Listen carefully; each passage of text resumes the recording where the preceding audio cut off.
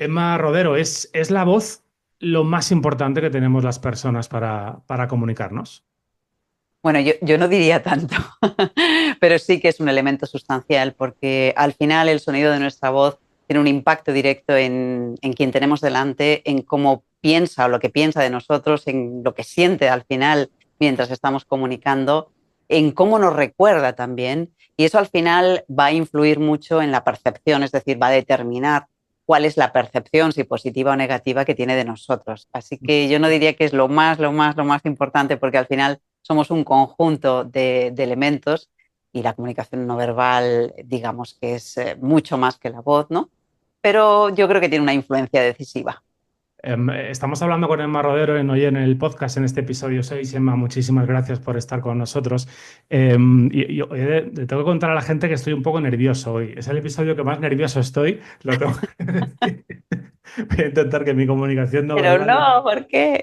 No, pero voy a explicar por qué. Porque claro, o sea, Aimar Rodero a lo mejor no es la persona más conocida en el mundo de la radio. El otro día hablábamos con Aimar Bretos, le oye todos los días 1 millón de personas y a lo mejor seguramente para la gente que nos esté escuchando o viendo, que le guste la radio, pero que no sea pues una profesional o profesional de este mundo, pues seguramente Aimar Bretos es mucho más conocido. Pero para los que nos dedicamos a la radio, pues Aimar Rodero es una de las fundadoras casi de la radio como academia, o sea, como investigación radiofónica. Antes le enseñaba, antes de empezar a grabar aquí este librito, que yo me compré, es la primera edición, en el 2005, cuando estaba estudiando la carrera, el libro de producción radiofónica, que es uno de esos manuales que cualquiera que haya estudiado radio o periodismo, pues lo tiene ahí subrayado y tal. Y luego tengo aquí el último, bueno, el último que yo conozco al menos, que es el de ficción sonora, que es del año pasado, hace un par Ujú. de años. Lo Cómo tengo yo contar... aquí también. Mira, perfecto, está remetido. Cómo, Lo cómo tenemos contar... duplicado. Eso es. Cómo contar una historia con sonidos, que es una guía didáctica y además es muy interesante. Luego vamos a hablar de producción, de ficciones sonoras. Pues sí, estoy un poco nervioso porque cuando uno entrevista o habla con alguien a quien ha leído o ha estudiado tanto, pues oye, le da un poco no sé cómo decirlo, de impacto. Así que bueno, dicho sea desde el principio, la catedrática Emma Rodero, bienvenida a hoy en el Muchísimas podcast. gracias.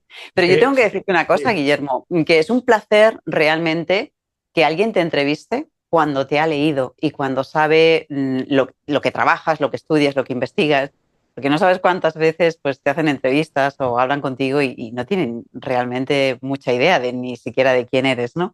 Así que es un gusto también poder estar con alguien que realmente se ha leído tus libros, pero sobre todo no es porque se los haya leído, sino porque realmente le han servido para algo.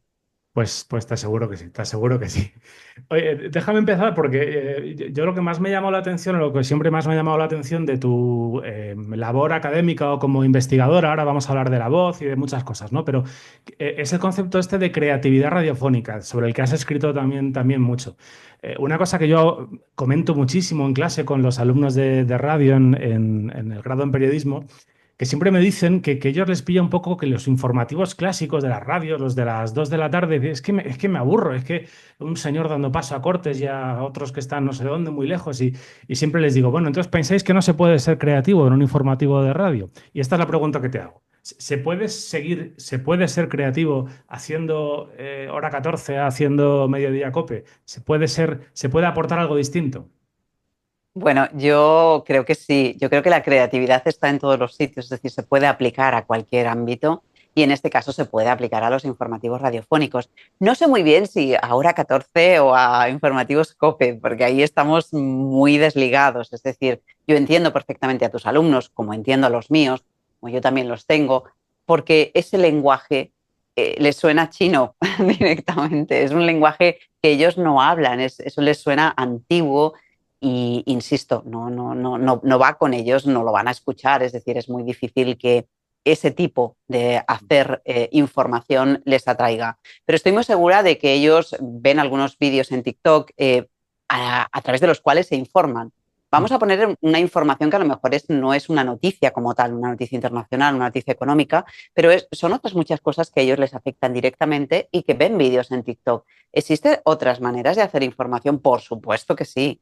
No sé, hay algún tipo de vídeos no sé, en X o de personajes que a lo mejor, o de personas que son bueno, pues más a lo mejor cómicos, etcétera, que te van contando las cosas de una manera más divertida, con más humor, etcétera. Mm. Es decir, que la creatividad yo creo que se puede aplicar a cualquier ámbito y por supuestísimo se puede aplicar a las noticias porque al final las noticias no son otra cosa que información, es Mm. un trabajo de datos, ¿no? ¿Cómo podemos hacer atractivo eso? De muchas maneras, así que la respuesta sin ninguna duda es que sí. Claro, pero decías que estábamos o que los informativos clásicos de la radio convencional estaban un poco desconectados. Me parece que utilizabas esa expresión. O sea, ¿qué ha pasado? Para que hace, yo cuando tenía 20 o 22 años, es verdad que yo siempre he sido un poco friki de la radio, pero yo escuchaba los informativos de mediodía y no sentía que fuera un lenguaje extraño o ajeno a mi realidad. ¿Qué ha pasado en este tiempo? ¿Que ¿Ha cambiado mucho las nuevas generaciones o es que la radio no ha cambiado nada y sigue haciendo lo mismo que hacía en los 90 o en los años 2000? Bueno, esto es un buen motivo y un buen tema de debate. Las dos cosas. Han pasado las dos cosas. Yo me he quejado amargamente durante mucho tiempo, durante todo el tiempo que yo he estudiado la radio, a la que yo también quiero muchísimo, pero es un medio inmóvil, es decir, le cuesta muchísimo, ¿no? Igual que otros medios, sí que no sé, la televisión se mueve un poquito más, ha evolucionado un poquito más. Las estructuras de la radio siguen siendo las mismas desde hace mucho tiempo. Como decíamos, los informativos son iguales, hay poco margen para la creatividad. Hasta hace muy poco no existía la ficción sonora. Ahora ya, fíjate, las cadenas convencionales van metiendo un poquito de ficción sonora, pero ay, Dios mío, qué ficción sonora me meten. Es decir, es un desastre. Cuando son cosas que, fíjate, la radio casi era más creativa en sus inicios de lo que es ahora, ¿no? Si tú cogías una programación antigua, a lo mejor pues tenías, por ejemplo, seriales de todo tipo y a lo mejor en un momento dado a las 4 de la tarde tenías un serial de ficción de galáctico y luego después uno amoroso y luego después uno no sé qué. Entonces, bueno, un concurso. Es decir, había una variedad que no existe ahora. Es decir, tú ahora pones la radio y donde te están dando un partido de fútbol, pues es que te va a dar igual donde cambies, porque te van a dar el partido de fútbol. Si pones la radio y es la hora de los informativos, pues es la hora de los informativos y lo único que vas a oír hablar es de los políticos, de no sé qué, de este se mete con este, el otro se mete con el otro. ¿Cómo es posible que, yo me pregunto, una persona, un estudiante nuestro, los míos tienen 20, 21 años, se interese por eso? No se puede interesar por varias razones, pero sobre todo por lo que decía antes, es que el lenguaje que habla a ellos les suena eso, antiguo, es decir, no es el lenguaje que ellos hablan. Entonces, por un lado, tenemos esa razón que tú decías, esa causa, ¿no? La radio es ha sido inmovilista y lo sigue siendo, le cuesta muchísimo evolucionar, pero al mismo tiempo también, claro, la tecnología ha evolucionado y mis alumnos, por ejemplo, ni siquiera ya ven la televisión, no es que no escuchen la radio, es que no ven la televisión tampoco. Y entonces tienen otros medios, tienen las redes sociales que hablan un lenguaje completamente diferente. Y este es el asunto. Es decir, ellos están acostumbrados a unos ritmos, a unos lenguajes, a unas maneras de expresar, a unos tiempos que son completamente diferentes. Con lo cual es imposible que nosotros les atraigamos a un medio que, insisto, suena antiguo.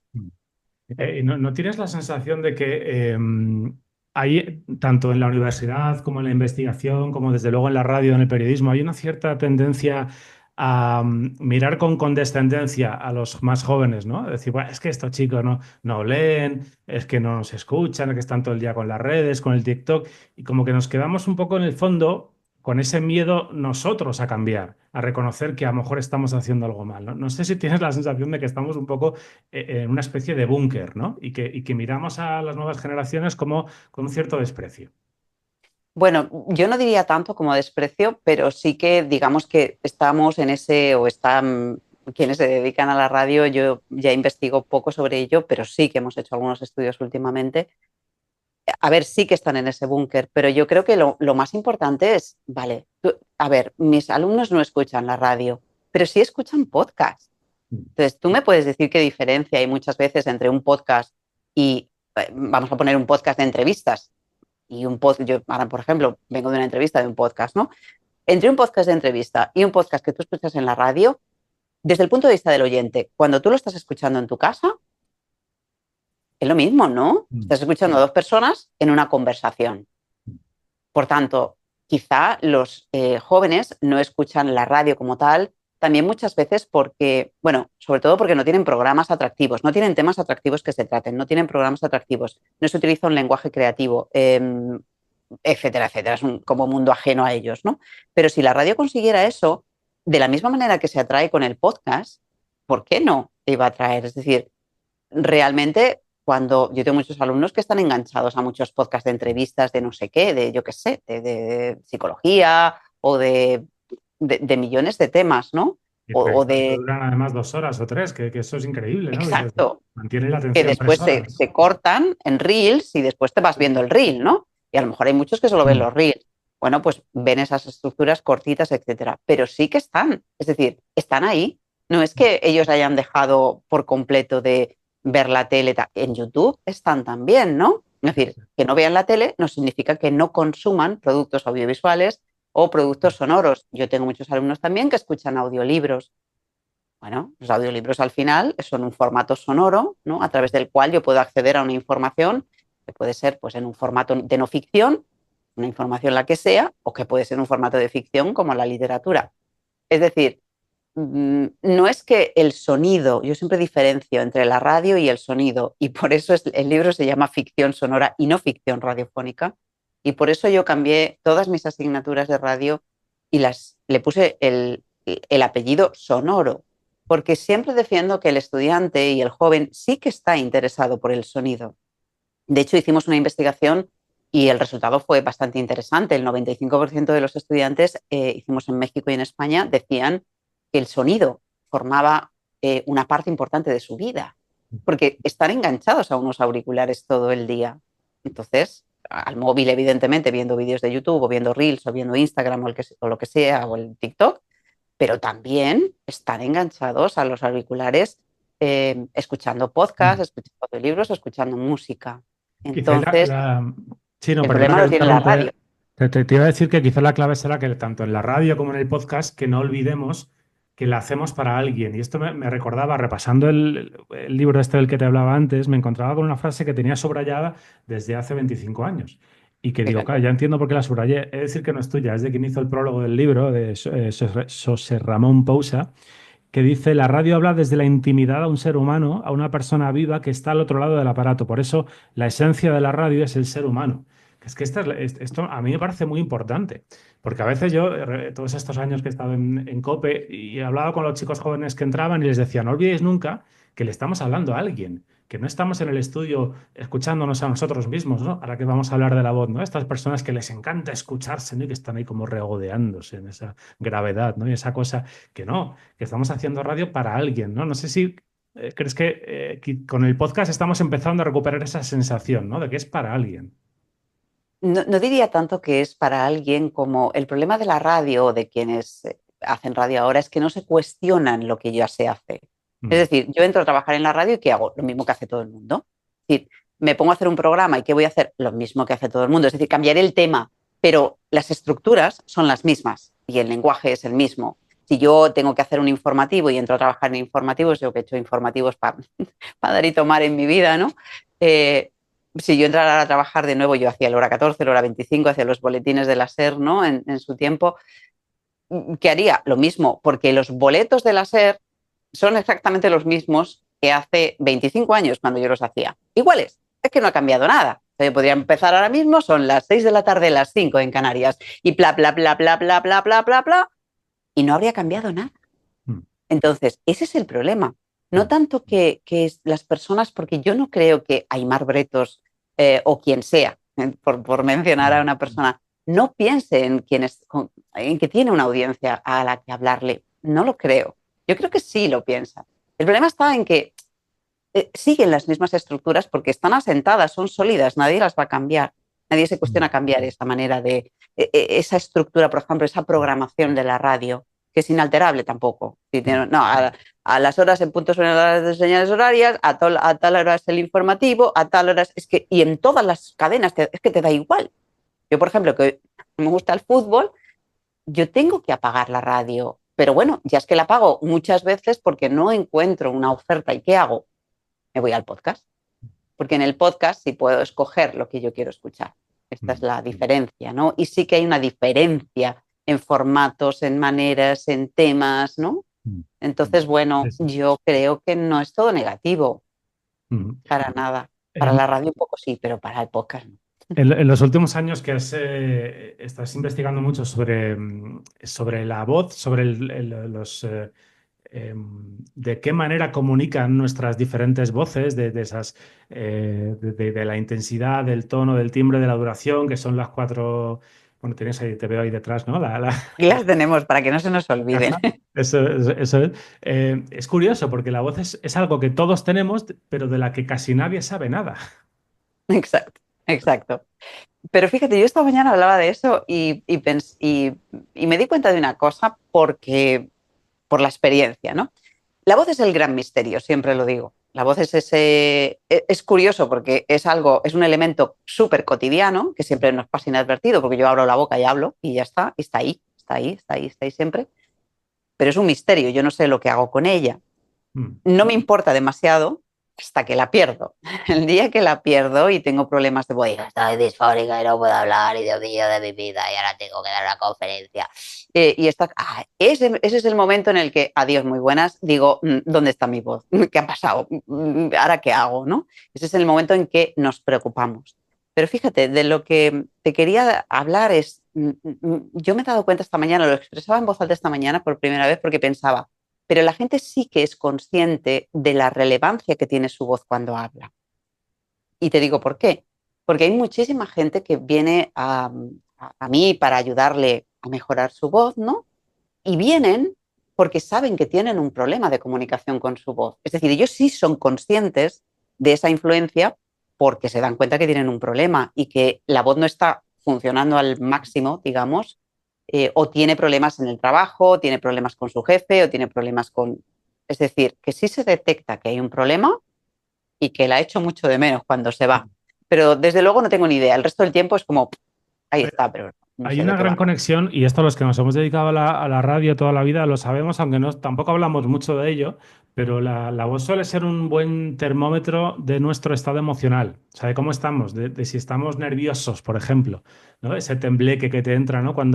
Y se pasa muy mal porque tú estás haciendo un informativo, y estás leyendo un texto larguísimo, y estás pensando, cuando llega el corte, que me subo la sintonía porque ya empiezas como que te empieza a vibrar la voz, que dices, me lo va a notar el oyente, se va a dar cuenta. Normalmente no se da cuenta nadie más que tú, pero sí es un termómetro de que algo está pasando, ¿no? Yo, por ejemplo, en los últimos años que trabajaba, hacía el horario este panadero, ¿no? Que llegaba a las 3 de la mañana a la radio, y cuando a las 2 de la tarde tenía que hacer el informativo estaba ya que no, o sea, tenía la cabeza. ¿De qué manera la voz ese reflejo de cómo estamos interiormente, de cómo estamos por dentro? Ujú. Bueno, la voz eres tú. Es una de las cosas que la voz al final refleja todo lo que tú eres, ¿no? Refleja de manera, la manera que tú eres físicamente, la edad, el género, el peso, la altura, esa parte es importante, pero después también tu voz expresa dos aspectos que son muy importantes. Uno es el que has dicho, el estado emocional, pero el otro es tu personalidad. Por eso yo siempre digo, tu voz eres tú. La gente piensa que es esa cosa, que, bueno, no sé lo que piensa de qué es la voz, ¿no? Cuando yo hablo y punto, ni siquiera pienso qué es, ¿no? Pero en realidad, la voz está reflejando todo tu ser, no solamente tu estado anímico. Por ejemplo, si mañana estoy acatarrada y así, fatal, hecha polvo, nada, pues yo voy ¿a qué va a afectar? A mi voz. O sea, si tengo cualquier tipo de patología, va a afectar a mi voz. Si tengo cualquier problema psicológico, va a afectar a mi voz. Si tengo estado anímico bajo, o si estoy súper contenta, va a afectar a mi voz. Pero también refleja mi personalidad.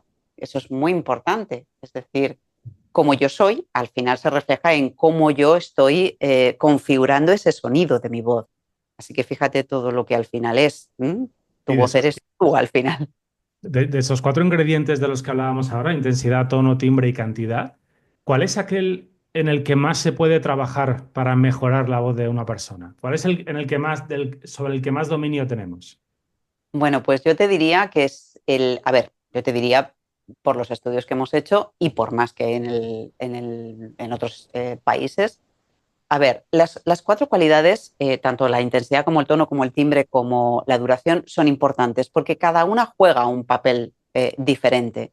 Pero si yo tuviera que marcar una, que además es siempre la más complicada de trabajar, sería sin duda alguna el tono. El tono de la voz es lo más complicado de entender, de manejar, porque las otras las puedo localizar fácilmente en mi cuerpo y más o menos trabajarlas de manera fácil.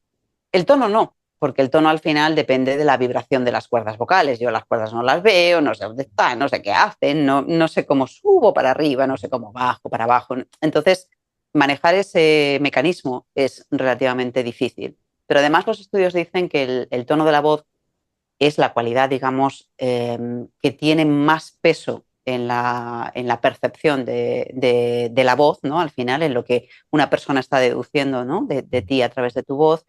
¿Por qué? Porque el tono de la voz es lo que al final configura la entonación. Entonces, esa curva de entonación. Y la curva de entonación es fundamental para que la gente te atienda y sobre todo para mantener la atención durante el tiempo. Entonces, por eso es tan importante que manejemos bien el tono y como digo, pues es un poquito más complicado. Claro. Vamos a imaginarnos a una persona que nos está viendo o nos está escuchando y o bien tiene que hacer una prueba porque le van a coger o no en una emisora de radio, o bien tiene que dar una conferencia, una charla y no lo ha hecho nunca o lo ha hecho pocas veces y está aterrado. O sea, está imaginando esto que estás los 4 días de antes adelantándote, ¿no? Ese miedo de adelantamiento y de Dios mío, me va a pasar algo. Está fabricando en su cabeza todo tipo de pronósticos de las cosas terribles que van a pasar. ¿Cómo Devastadoras. podríamos ayudar a esa persona, ¿no? A utilizar su voz como una aliada, como algo que le puede ayudar a ganar en seguridad, en confianza, a conectar con lo que él es y a que pueda dar lo mejor de sí mismo? Bueno, yo lo primero que le diría a esa persona es que deje de pensar en negativo, porque los pensamientos negativos son precisamente uno de los peores enemigos al final que hay. Y si tú realmente quieres tener éxito en cualquier actividad que realices, lo primero que tienes que cambiar es cómo piensas sobre ello, ¿no? Y también tu voz interior, es decir, qué te estás diciendo con respecto a eso para también después mostrarte seguro, ¿no? Ujú. Hay muchísimas técnicas, pero lo que yo diría fundamentalmente es que la gente tiene que pensar que la voz es cuerpo. Cuando digo que la voz es cuerpo, digo que hay que trabajar tu cuerpo para poder mantener una voz segura. Por ejemplo, ayer me decía una estudiante, estaba en clase, estábamos precisamente entrenando la voz, y me decía, no sabes lo mal que lo pasé un día, que estaba dando una conferencia. Fíjate que tú nos dices siempre, ten el guión a mano, es decir, ve segura sobre el contenido. Yo tenía el guión de la mano, no tenía problema, un locutor también tiene el guión de la mano. Yo cuando Guillermo, te vas a asustar, pero supongo que te ha pasado, pero cuando yo le digo a la gente que yo no me voy a poner delante de un micrófono sin un guión, porque así lo he hecho toda mi vida en la radio y así lo hacemos en la tele también, la gente dice, ah, sí, ¿de verdad? Como si tú te pusieras delante del micro y por arte de magia todo saliera, ¿no? Entonces me decía ella, yo tenía el guión, yo estaba leyendo, pero la voz me estaba temblando y temblando y temblando y cada vez más. Entonces, como yo sentía que la voz estaba temblando, ¿qué pasaba? Que cada vez el nivel de ansiedad va creciendo y Claro. creciendo y creciendo, ¿no? La voz es cuerpo. Entonces, ¿de qué manera yo puedo evitar que la voz tiemble? Con una respiración sólida. Es decir, ¿qué es lo que le está afectando ahí a la voz? La intensidad, el volumen, la fuerza que tiene el aire que va contra, digamos, la presión subglótica, la fuerza del aire aquí, ¿no? Si tú no llevas suficiente fuerza sólida, en este caso, la voz va a temblar. Entonces, es una cuestión de respiración. Es decir, la respiración es la base de la fonación, es la base de la voz, pero si no tienes una respiración consistente y además estás nervioso, esto le va a afectar. Mm. Y vamos a entenderlo de una manera muy sencilla. Si yo cogiera un silbato ahora, que no tengo, pero vamos a suponer que hiciera algo así, bueno, es decir, pim, pim, pim, pim, yo lanzarlo al aire de manera inconsistente, el sonido va a temblar, evidentemente. Pero si yo cogiera un silbato ahora y ¡pah! ¿No? ¡Pum! Sonaría súper claro, ¿no? Pues esta es un poco la idea. Entonces, lo que me estás haciendo Mm. es que tu respiración va inconsistente. Entonces, ¿qué tendríamos que hacer? Trabajar el cuerpo. Hay que trabajar el cuerpo antes de hablar en público, antes de trabajar delante de un micrófono. Cualquier exposición de habla pública necesita trabajar ese cuerpo y preparar la voz para ello, porque la voz puede cambiar muchísimo en función de ese entrenamiento previo, de ese calentamiento previo que es necesario. Yo lo demuestro cada día. Hacemos primero ese calentamiento, les mido la voz y todas las cualidades de manera objetiva, hacemos un análisis acústico de voz, medimos todos los parámetros, hacemos el entrenamiento y vemos después cómo cambian. Es decir, se puede cambiar, se puede mejorar. Y yo necesito mucha consistencia cuando estoy hablando en público. Así que necesito trabajar toda esa parte. Y la otra es cuestión aparte, que son los nervios. Evidentemente, el miedo escénico y el nivel de ansiedad hay que trabajarlo también por otro lado, que es una cosa que también hacemos en el laboratorio con un montón de técnicas. Vamos a ir porque el tiempo pasa muy rápido. Esto es un lugar común, pero porque no pasa ni rápido ni lento. Pero el caso es que llevamos 25 minutos y si quiero hablar de este libro, Ficción Sonora, cómo contar una historia con sonidos. Emma, ¿en qué se parece y en qué se diferencian aquellas radionovelas, ¿no? De las que hablabas tú antes, ¿no? Aquellas historias con las que, digamos, la radio salió al rescate de esa España triste de la posguerra, ¿no? Y reunía tanta gente alrededor de la mesa camilla, y escuchábamos a Marrosa, ¿no? Que es la más recordada, pero tantas otras historias. ¿En qué se parecen y en qué se diferencian con las ficciones que se están haciendo ahora, ¿no? Que hizo Sonora hace 2 años, que está haciendo, bueno, pues que se están publicando, ¿no? En las diferentes plataformas de audio. ¿En qué se parecen y en qué se diferencian? Bueno, para mí se parecen en la creatividad, en el sentido de en temas, digamos, cada vez más creativos o más, digamos, innovadores, ¿no? En la manera, ¿no? Digamos, en los temas. Y también en los formatos, porque no olvidemos nunca que las grandes ficciones sonoras radiofónicas de hace tiempo, muchas de ellas tenían un componente creativo muy importante, que se mencionan en el libro algunas de ellas, ¿no? Como por ejemplo hacer coincidir el tiempo real del oyente con el tiempo en el que transcurre la historia, por ejemplo, o el utilizar, por ejemplo, una historia solamente con efectos de sonido. O sea, esas cosas se hacían. O sea, no pensemos que aquello era, bueno, una cosa antigua y ya está, ¿no? Había cosas muy creativas, ¿no? Lo que pasa es que en cuanto a los temas y demás estaban un poquito más limitados por la censura. Pero en ese sentido, bueno, yo creo que se pueden igualar en esa creatividad, en esas maneras diferentes de buscar el tema o de expresarlo, ¿no? ¿En qué se diferencian? Pues evidentemente en que ahora mismo las ficciones sonoras son mucho más modernas, es decir, el lenguaje ha cambiado por completo, los elementos del lenguaje radiofónico se utilizan de otra manera, no están tan anquilosadas como, por ejemplo, antes con la figura del narrador. Nosotros hicimos hace tiempo un estudio donde mostramos que, evidentemente, cuando tú utilizas un narrador, que es lo típico, ¿no? En las radionovelas antiguas, ¿no? Pues esto es el peor modelo expositivo que puedes utilizar, porque si no se mueven los personajes, el grado de inmersión en la historia pues se reduce, con lo cual hoy en día ya, a ver, tenemos guionistas ya jóvenes formados formados en ficción, porque antes no lo sabía, ¿eh? Ha habido un paréntesis muy grande de tiempo donde no ha habido ficción para nada y esto se ha perdido, pero los nuevos guionistas que están trabajando la ficción, esto se lo saben muy bien y hacen ficciones muy modernas, ya que suenan, digamos, a historias modernas y divertidas, innovadoras, Claro, etc. ahora que hablas del papel del narrador es muy interesante. El otro día hablaba, bueno, indirectamente a través de las redes sociales con una de las personas que está detrás de Escoltas, que es una ficción, o sea, perdón, no es una ficción, es un documental de no ficción que acaba de estrenar ABC sobre que cuenta la historia de los escoltas que protegieron a las víctimas de ETA durante muchos años. Y es un podcast sin narrador, ¿no? El que son los propios protagonistas y a través de conversaciones de WhatsApp. Pues es muy interesante, tiene bastante riesgo, pero está muy bien planteado, ¿no? Claro, es mucho más difícil contar una historia de esa manera porque, digamos, pierdes esa base, ¿no? De la que tú hablabas un poco, ¿no? Es que si no tengo narrador, si no tengo alguien que va a ver introducción, nudo, desenlace, parece que estoy desnudo, ¿no? En la historia. Y se están haciendo cosas muy interesantes. Este es verdad que es un ejemplo de no ficción, pero hay muchos. Podríamos poner muchos otros ejemplos. Y al final del trabajo, en el libro hay una parte que me ha gustado mucho y se lo recomiendo a la gente, a las personas que estén estudiando periodismo, o que estén estudiando ficción o que estén estudiando comunicación audiovisual, en este planteamiento de la planificación, ¿no? Que es muy interesante, cómo se planifica una historia, contar una historia desde los elementos del lenguaje sonoro, ¿no? Que al final es verdad que tiene que ver con una buena idea, ¿no? Hay que partir de ahí, si no se te cae el chiringuito a los 10 minutos, pero después plantearte, ¿no? ¿Dónde está la acción, que es el cómo, el espacio, que es el dónde, el tiempo, que es el cuándo, y los personajes, que es el quién? Que al final estamos volviendo a las preguntas clásicas, iba a decir, del periodismo, de la literatura, de las narraciones y de la historia, ¿no? Pero desde Homero, además. Efectivamente. Mira, para mí, hace poco estuve en Bruselas precisamente también impartiendo una conferencia sobre ficción sonora y me preguntaban, ¿qué es lo que consideras más importante a la hora de hacer una ficción sonora? Sobre todo hablé de, bueno, de cómo construir la escena sonora, porque construir la escena sonora es una cosa que no todo el mundo sabe hacer. Y de hecho, uno de los estudios que hicimos revelaba que al 80%, cuando tú analizas incluso historias de ficción sonora premiadas, casi todas tienen un error de punto de escucha, un error, es decir, es muy difícil construir una escena sonora porque es sonora, ¿eh? Si es visual, lo tengo más fácil, porque al final somos seres visuales, entonces yo, mira, pongo el personaje aquí, aquí no sé, lo veo, ¿no?